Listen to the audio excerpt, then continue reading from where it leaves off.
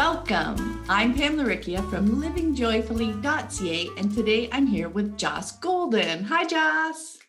Hi, Pam. Nice to meet you. So nice to meet you. We were introduced through a recent guest on the podcast, so I am really excited to learn more about your unschooling journey.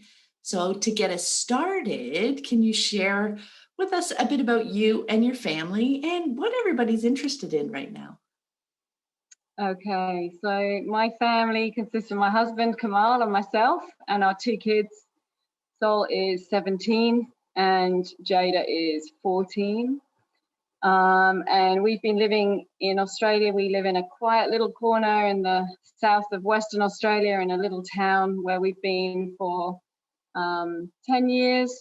We moved out from the UK 19 years ago to emigrate to Australia. So we're relatively new in this neck of the woods, but so Sol is about to get his driving test. So at the moment he is most interested in cars, and he's just learned everything about the different makes and the models and the engines and turbos and fuel efficiency and all that kind of stuff.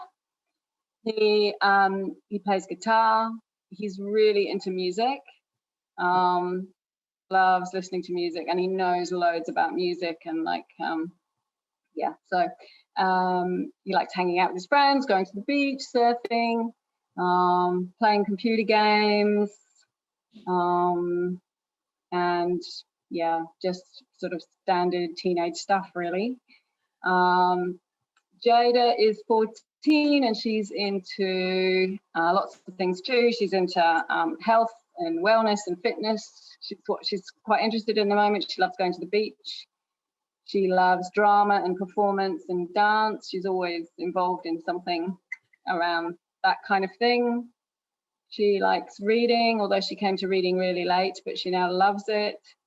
Snapchat, TikTok, those sorts of things. Mm-hmm. She plays basketball. They both actually play in a homeschool basketball team, and she particularly really loves it.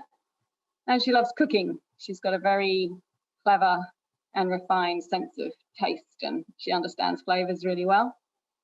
They both did martial arts and have black belts in Taekwondo, but that finished last year, and they don't do anything like that anymore. They kind of finished and were over it, so that was it. Kamal is a beekeeper, and he has a honey business. And he's really interested in sort of sustainable living and organic gardening and that kind of thing. He built our beautiful home for us. We've got this gorgeous straw bale house that he built. And so our veggie patch is a bit neglected actually at the moment, but that's his passion. He's really into that. He loves pottery. He's decided he's going to do a welding course, which is a bit random, but that's the latest thing he wants to do. He's into politics and history and that kind of thing. And he's a member of the Bushfire Brigade as well. And I'm really passionate about aware parenting, which we'll probably discuss further on in the piece.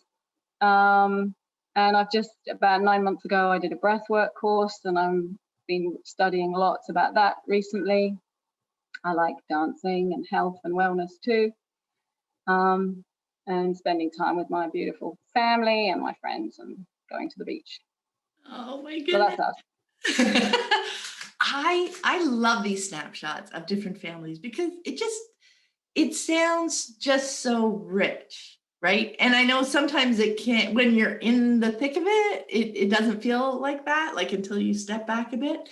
But listen to all those little pieces for each of them. Like you can see their personality shining through. You can see them, where they want to engage out in the world. You can see them out there, like hanging at the beach and surfing and sharing music with friends, and their Taekwondo and their theater and all that kind of stuff. And you also see the stuff they do on their own as well. All that car research, the cooking, like all the various pieces, you can just see or envision such a beautiful flow in their lives. And with you and your husband too, right? How that flows in, and you have your own unique interests alongside. So it's just a beautiful snapshot of of a family just engaging in life and in the world Yeah. side by side, right? Yeah. That is so beautiful. So I would be very curious to know how you discovered unschooling and what your family's move to unschooling looked like. Okay. Well, I sort of we kind of well, we don't really describe ourselves as anything, but if we were going to describe ourselves, we'd probably describe ourselves as natural learners. But Kamal and I had very traditional school experience. I was at boarding school from the age of 8. Didn't have the best time. It didn't really. I didn't learn very well in that environment. But we both went on to uni and we've both done postgraduate studies. So we were very schooled and traditionally educated.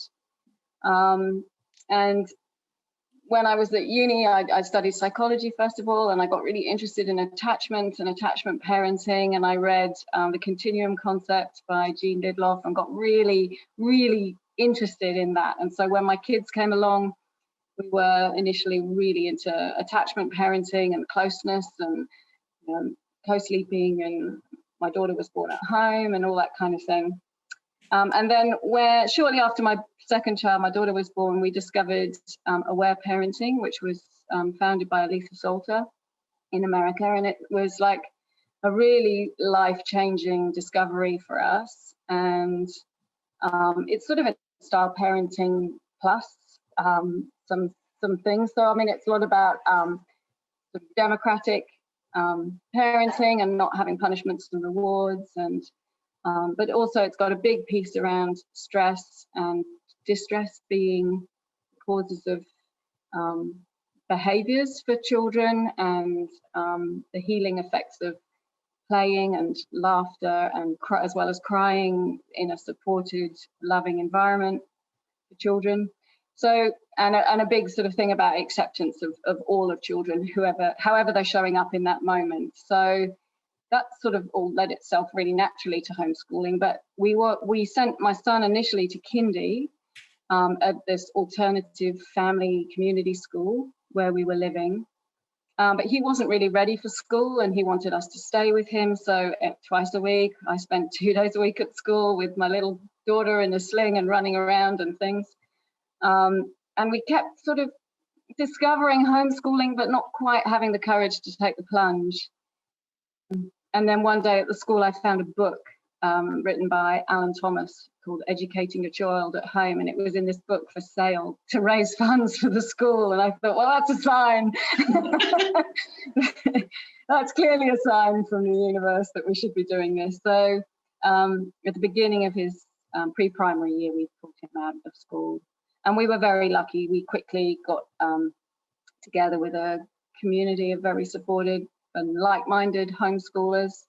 And we'd always both worked part-time. So ever since the kids were born, we'd share after them. So it fitted our life really easily just to then go to having them at home with us all the time. And then the more that parenting became focused on like connection and our relationship and the importance of trust and intrinsic motivation and all those sorts of things, the easier it was just to let go of all of those ideas about what learning should be and how learning should look, and instead to just realize that this was the right path for us. And I dove really deep because that's how I'd like to do it. And I read like 1 million books. I read books on natural learning and unschooling, and I read some books on deschooling, which was really ironic, but I had to do it. I had to really study how I was going to homeschool. And, you know, very quickly watching the kids in growing up in this really free and relaxed way, it was really obvious that this just suited our family really well. And yeah, it just became an organic, self-directed, conversation-based life process. And we all just wanted to be together, you know. The kids didn't want to be at school, they wanted to be at home with us. They were still, you know, wanting that closeness. So it seemed the sensible thing to do. And that's how it's been. We haven't really looked back. So that's how it was.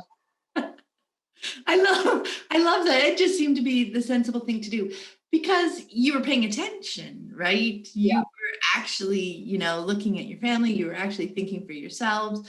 You were seeing how even those 2 days at the school were playing out for you guys. You valued the relationships, yeah, over more of the conventional messages that were yeah. around you. So that was just a beautiful evolution of you, Yeah, what made sense for you guys, right? yeah. And it was funny because at school I would see them engaged in this amazing play where they're all sort of cooperating and with sand and building stuff and really loads and sharing loads. And then even at this beautiful alternative child-centered school, it would still be the kids would be pulled away from that activity because it was time to sit down and read a book. And my son actually said to me quite early on that he hated school. And I said, "Oh, why do you hate school?" And he said, "I hate being teached." And that was that summed it up really, and has summed it up ever since. They really are so capable of seeing what's going on. So young. Yeah, yeah, All right, so let's dive into that piece because when people first hear about unschooling and natural learning, they often find it really hard to imagine how learning happens without teaching and without a yeah, curriculum, right? yeah. But it truly, truly does. So I would love to hear a bit more about how you've seen learning naturally unfold with your kids. Okay. Well, um, I think when you're in a classroom and you've got 30 kids and you have to keep them busy all day, and you know, it can information can only really be presented in a few ways, mostly in a written form, and I understand why lots of effort and energy has gone into creating curriculums for that purpose. But when you learn at home, it's so different. And I mean, we just provided our kids with a really rich learning environment and facilitated whatever they were interested in doing from the beginning, and tried to kind of support them but get out of the way at the same time. And um, yeah, and much of our learning just happened through conversation and on the go through living. And so when we were building our house, for example, there were thousands of learning opportunities that went on throughout that whole process. And we have just had lots of conversations about all kinds of things, and the kids were on screens and looking, playing games and watching things, and we just allowed them to. We used to read lots of books to them and stories, and then slowly, my son also started reading quite late. If he'd still been at school at that time, it would have been an issue, and there would have been conversations and special lessons and all the rest of it. But he went from pretty much not reading to fully reading in the space of a few months, and that's just his style. Like when he's ready for something, he just goes. But pushing it before he's ready just doesn't work with him. That's his personality. And my daughter also started reading late. She really struggled with reading. She didn't understand phonetics really. Well, she understood it, but she just couldn't make it all work. So, but now she reads, for pleasure, and she loves it. And so my son went through stages where he reads a lot, and then he also goes through stages where he doesn't really read at all in terms of books and fiction. But their everyday life involves so much reading and writing, and just their social interactions online and Snapchatting and Instagramming requires quite high levels of reading and writing. So, Do you and mind then if I pop in there for 1 second? yeah, Because yeah, I think people would enjoy stopping for a second with the reading thing. Because the point you made earlier about how schools, they really are with the curriculum, and the reading and writing is really one of the best ways for that environment for learning, for teaching to happen, right? yeah, outside of that, um, the reading late or later, or having that Yeah. timeline, whatever, but it doesn't affect their learning, does it? Because they learn in so many different ways. And then, like you were saying, like as they get older, they come across situations where they're just kind of immersed in reading. And, we're helping them when they're not reading yet, whether it's, reading games or Instagram, once they get to social media, like all those pieces, they really are just surrounded by it. And Yeah. putting that puzzle together just takes as long as it takes for each of them. And when there isn't shame and a timeline and a year late message wrapped all around it, Yeah. it comes when it comes, right? Absolutely. Absolutely. And I Yeah. think that then frees you, when you're free of all that stuff and all of those sort of expectations that all children have to be doing the same thing at the same stage, otherwise there's something wrong with you. It's not a very helpful message. And being free from that was really helpful for my kids, definitely. Yeah, yeah. Yeah. And it really doesn't slow down their learning at all. No, not at all. Not at Outside all. the classroom, because in the classroom, it's obvious to them every moment of the day, right, that they're challenged with Yeah. that. And Yeah. then all the special ed pieces come in and all that. That's right, which As you're saying is a now, really unhelpful. yeah, and if you look at your kids now, they're reading when they want, they're reading for pleasure. You would never know at what age they learn to read, right? Yeah. Yeah. And my daughter recently got a job in a cafe about 6 months ago, and most of their writing had been online. Sorry, not online, on computers. Yeah. Or on laptops or iPads or phones or whatever. So this was really one of the first times that she'd been handwriting, because she had to take orders and so on in the cafe. So for a few days before, she just sat down and she chose to sit down, write down all the different names of all the different types of coffee and tea, and practice writing them. And that was like a really functional thing that she was motivated to do. And her writing improved so much in a really short period of time, and didn't involve any sort of sitting down and whipping to, you must write and you must practice writing, and it just happened organically and naturally. And that's just been true of so many things that they've learned. And I mean, we're there and we're supplementing all the time, and we're giving them exposure to all kinds of things. And we have lots of group. We have a learning group. I organise lots of activities locally for homeschool kids, and we have a group that meets every fortnight at my house, and we do different topics, and the mums will take turns to do presentations on various things, and we just ask the kids what they're interested in learning, and then we need to present that material with a few other things thrown in. And so we do courses and things too. And my son last year decided that he might want to go to TAFE, which is like the technical sort of university. It's not university, but it's like, the technical college here. He was thinking about maybe doing that next year. And so in order to get into TAFE, you have to do this, you have to have this online literacy and numeracy assessment certificate in Australia. So we decided that he was going to do that. And so we spent 6 months, we bought a course, and he did it very infrequently, but maybe a couple of sessions a week. And I was helping him a little bit to start with, but by the end of it, he was really independent with it. And he passed, and that's it. And it was interesting because that was sort of, there were 3 sections. One was maths, just sort of practical maths. And one was writing, where you had to do like a persuasive text. And one was a reading thing where you had multiple choice questions. And he was totally fine with it. And covered the whole lot in a short period of time, because he was motivated mostly to do it. And now it's done, and that's it. And he's decided he probably doesn't want to go to TAFE actually next year, and that's okay too. So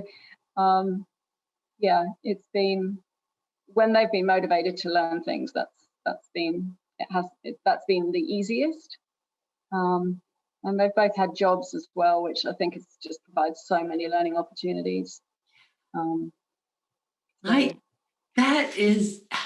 Those are such great examples of like what we're talking about, like natural learning that just unfolds because, when there's a reason for it in their lives, and it doesn't matter the age, right? Even if they're going through teens, when something comes up and there's a reason for them to learn something, to pick up a skill that hasn't crossed their path or they haven't been interested in before per se, right?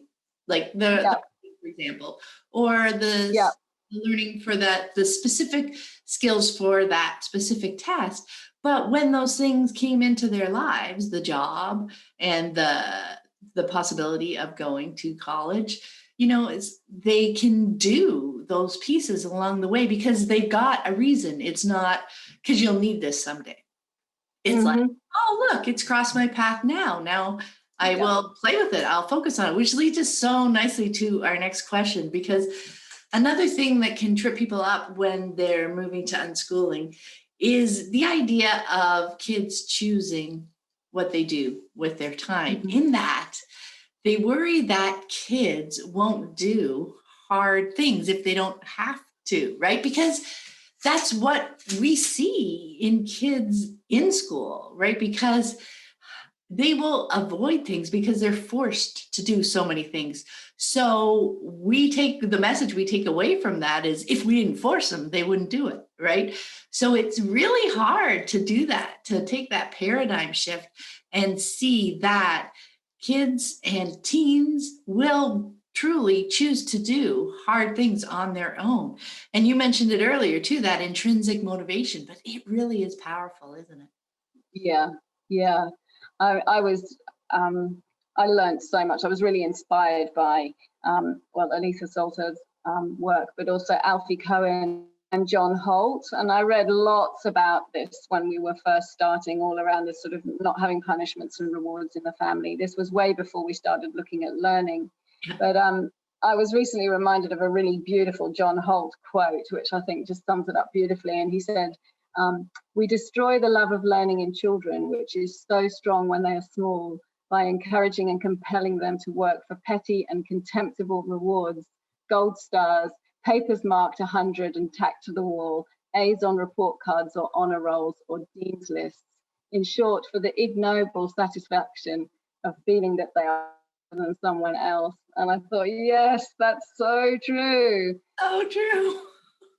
So true. And when kids instead are allowed to just go through the process gradually and gently by themselves, where they can see improvement in themselves compared to themselves, it just becomes a completely different thing. And I really feel like learning happens when the kids' basic needs are met. And that's, for my children, and for all children probably, that's to be in like a really safe and loving environment where they're supported, where they're allowed lots of choice, and where they're free to just explore what they want, not being bribed into things with rewards or any of that, but actually, or worse, actually, the threat of punishments looming large, but just free to explore things in their own way. And like my daughter always says, it's so much nicer to tidy up my room when I choose that I want to have a tidy room rather than when you're nagging me to do it.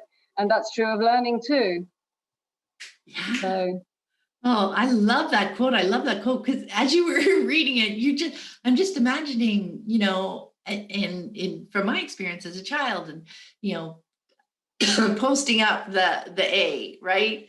Celebrating the 100, celebrating whatever certificate, and the focus on that and how that's just a symbol. It's not actual life. It's not an actual accomplishment per se.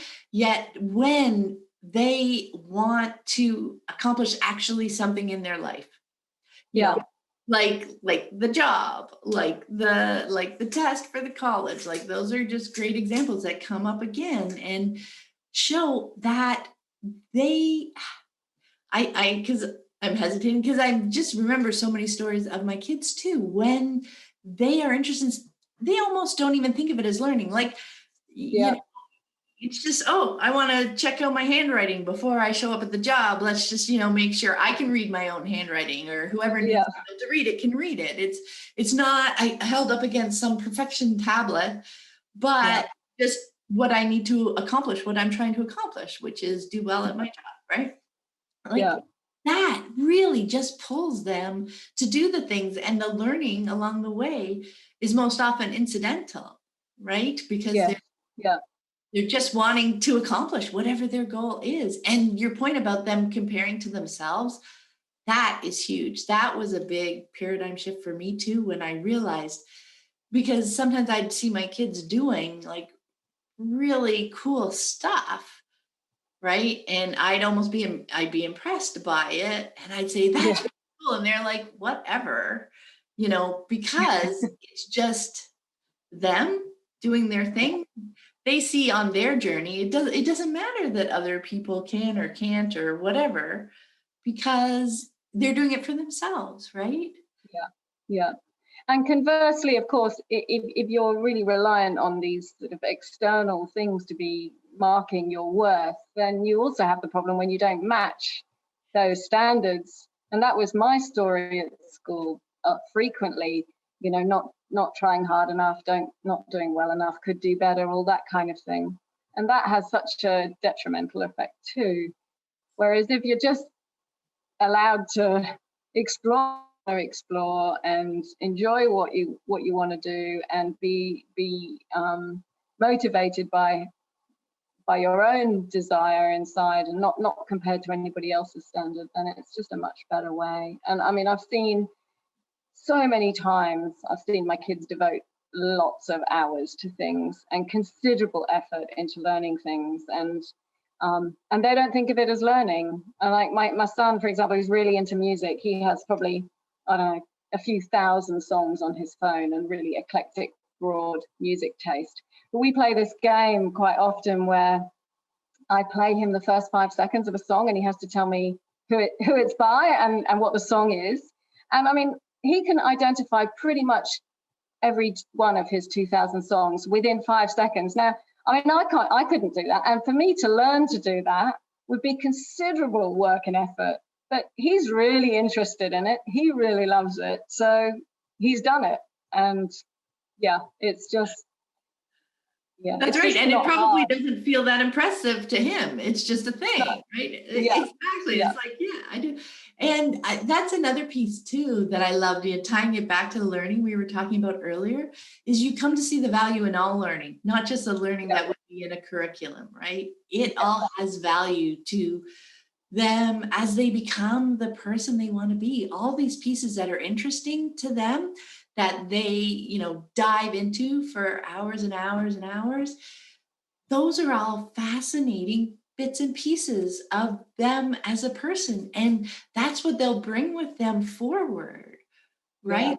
Those are the pieces that are going to continue to engage with them, as even as different interests and things come up.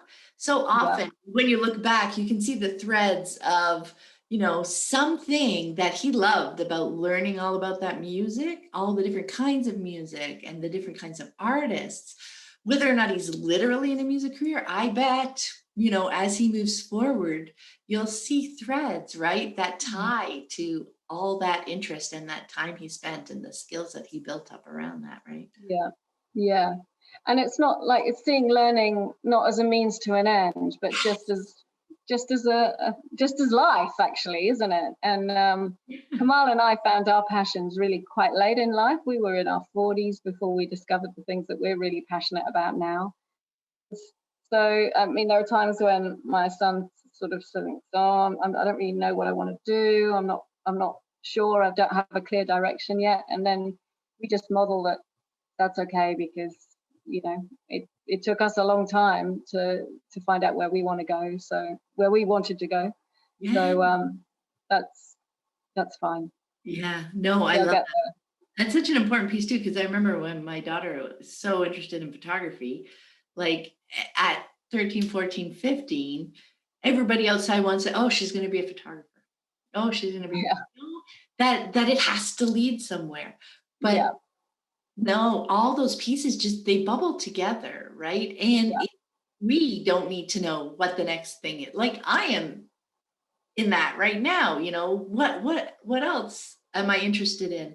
What and it's not till after when you kind of like when you follow what's interesting and what's fun for you, that's when you start to end up with things that value what you've enjoyed before because you're not changing wholeheartedly as a person. You're mhm, often we don't do I'm a completely different person with completely different interests all of a sudden, right? We yeah. weave all those pieces together. So that's why I'm just always so curious to see where each of us is going to go next because you really never know, do you? No, and it can change any minute. Exactly. So Exactly. yeah, yeah. So I would love to know what you found to be one of the more challenging aspects of deschooling for you. I was hoping you could share a bit about your journey through that.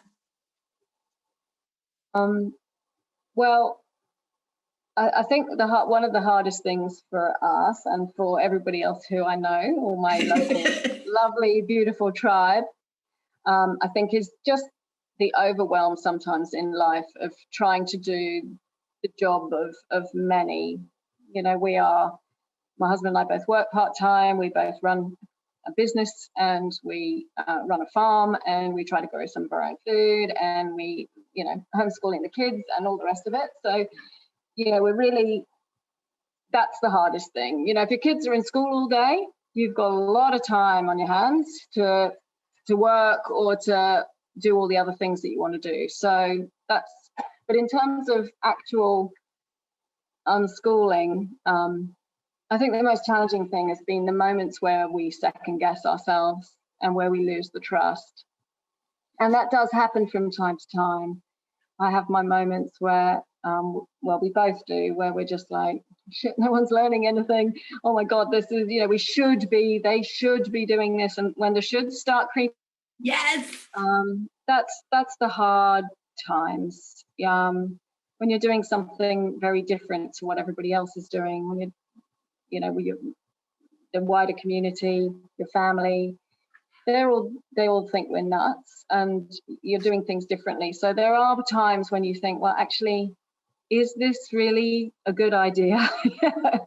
um, and I think that's the hardest thing. But then, our kids, then we just look at our kids and they're so eloquent and they're so relaxed and they're so, they're so balanced and they're so happy and they are compassionate people and they show empathy to other people. And I just think, I know so many children. It's not just true of school kids, of course, but I do know lots of people whose kids are at school who are really having big struggles and big issues with mental health problems and all that kind of thing.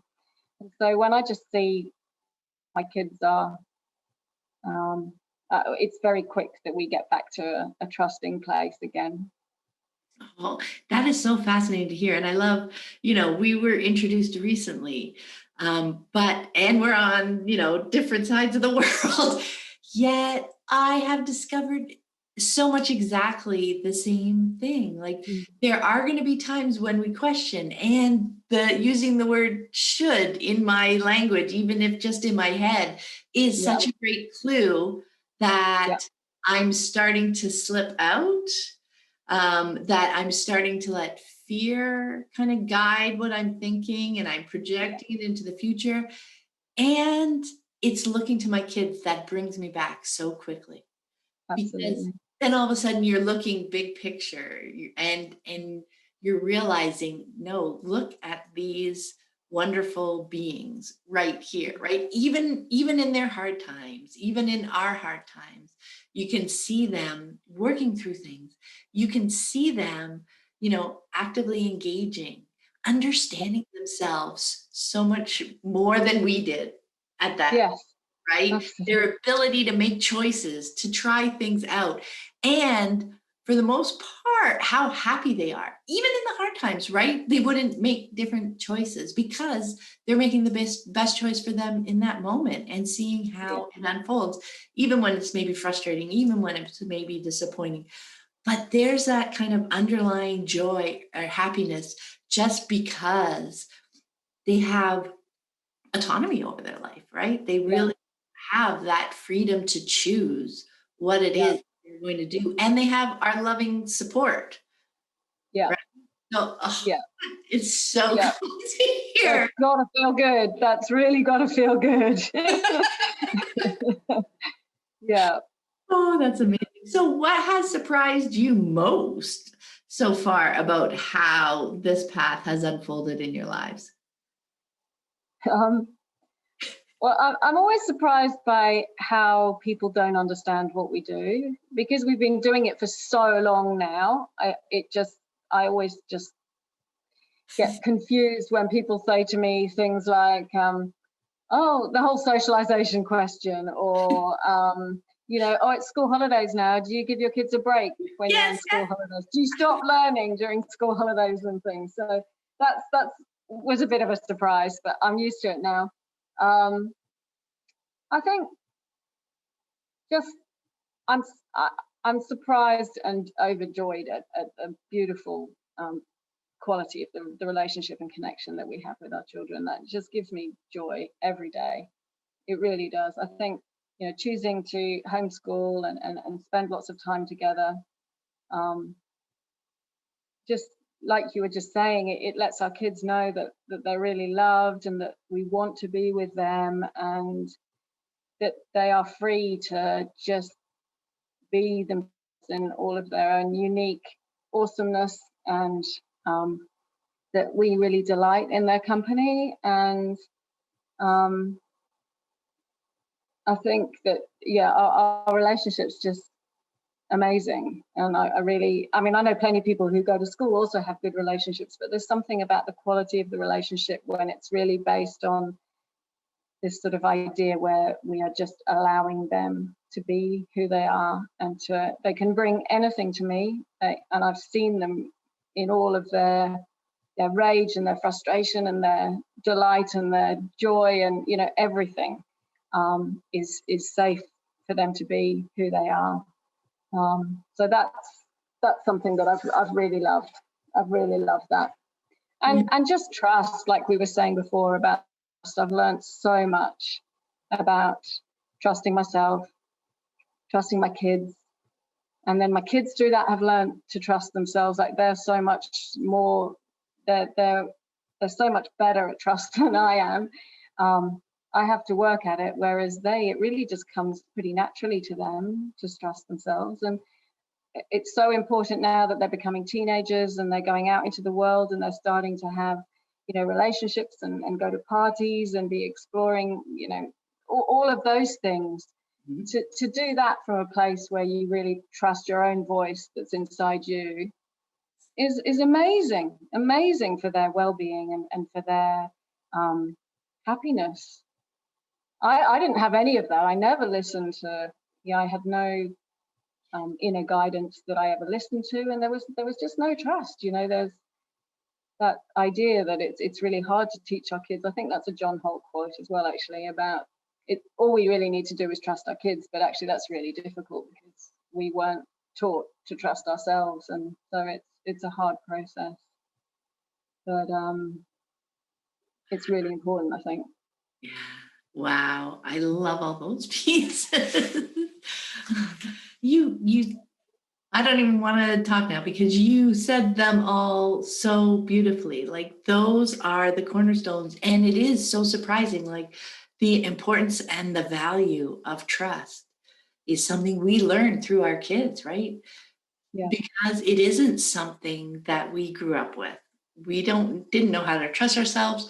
We so often our inner voice was squashed because other people were telling us what we should be thinking and the choices that we should be making, right? yeah, And all those pieces just weren't part of our lives. And it was just so interesting to me that I would learn them through watching my kids, right? Through being with my kids. It's just so beautiful. And having no idea when we started, because I pulled my kids from school and I had no idea the relationships that were in store, right? At first, it was just about learning, learning in the classroom at school wasn't working. We're going to try this at home. And then through that journey, the relationships that developed, letting them be, giving them the space and the support to be who they are as unique individuals was just amazing. And I love your word, delightful. Yes. Well, not always, of course. We have our moments where there's nothing delightful in my family. but the thing is what you learn through those moments is that those are moments, right? Yeah. Maybe they're moments that last a few days, a few weeks, whatever, but that you come through them, that there is another side, even if you can't see the light at the other end of the tunnel, that metaphor, when you're in the thick of it. Yeah. Over time, you see the foundation of those relationships that we built will carry us through, and there will be another side, even if we don't know when we're going to get there, right? That foundation, those relationships, and that trust, and that understanding of ourselves just gets us through there each time, doesn't it? Yeah. And I love the fact with much of this subconscious parenting, the idea of when it all goes wrong and it's all horrible and you respond in a way that is not in line with your values at all to your kids, which we all inevitably do sometimes. But this is lovely skill that I learned about just rewinding and repairing and reconnecting with the children and just, making it good again. So even like you say, when those moments are difficult, there's always gifts in that too, even when it's all looking ugly and yuck. Yeah. And I think that's something that is valuable too for people, and it took a long time for me to understand too. Like you said, there's good that comes out of those moments, but just knowing that those moments are okay. Like it's not we're wrong and we're bad because we have a moment where maybe we act outside of our values in that time, right? Because we can go and repair. Yep. So much value is in the repair. Yeah. Right. Yeah, not in the idea of trying to be perfect. Yeah. And even temptations, those should times, those fear times. I'm not wrong, bad on doing things wrong because those moments happen. Those moments are going to happen in our lives. It's the understanding the clues so that we can more quickly realize when something like that happens, and we can find out what works for us to help us move through those moments again. Like we were both talking about, we found reconnecting with our kids to be so valuable to help us ground again in our lives and in what we're doing, right? Yeah. And again, the difference between like forcing your kids to say sorry, like we never made our kids say sorry, but now whenever anything happens, they always we will always come back to that, and they will always want to reconnect and want to say, apologize too. And it's that intrinsic motivation again, I think, isn't it? Yeah. And just that foundation of relationships are valuable for all of us, right? Oh yeah. So back, like they've seen us come back, reconnect, apologize when we feel an apology makes sense in that situation, right? Yeah. Our sorry that those things happen. It's the whole sorry thing, it's not an admission of guilt or anything, but it as in, a judgmental thing. It's a reconnecting thing. Like, I know I did something out of character. I am sorry about that. And they see it in action and they see the value of it, and they so often take it on themselves, right? Because it makes sense. It's not a thing that you have to do. It's a choice, but it is a really valuable reconnecting choice, right? Yeah. I think the only other thing that I'm surprised about is how motherhood is, I really see it now as a very radical act of that's going to change the world. And we're in such a mess in the world at the moment, and I really feel like conscious parenting and homeschooling too, I mean, not exclusively homeschooling, but I think that's a really big part of it, is it's going to play such an important role in shifting the world to be a better place, and to raise resilient and